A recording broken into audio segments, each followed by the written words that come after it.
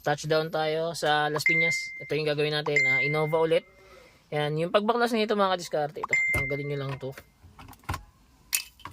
Yan, tapos ito, may isang screw lang yan, yan lang itatanggalin nyo, mariremove nyo na yung panel frame na to. Okay, tara baklasin natin yan.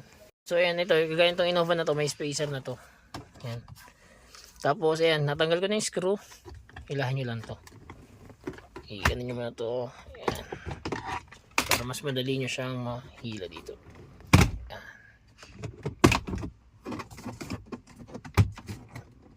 Ayan. Tapos, ayan na.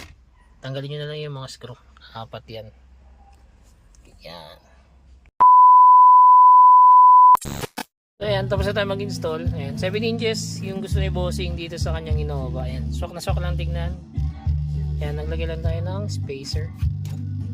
Tapos, ito. Ayan.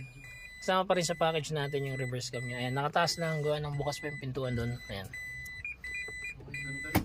Pwede ka na rito mag-Waze, Netflix, YouTube, Google Maps. Meron na rin tong Apple CarPlay and Android Auto. Kaya sa mga gusto po mag-avail, drop message lang. Don't forget to like and follow na rin. Salamat, ingat, ride safe sa lahat.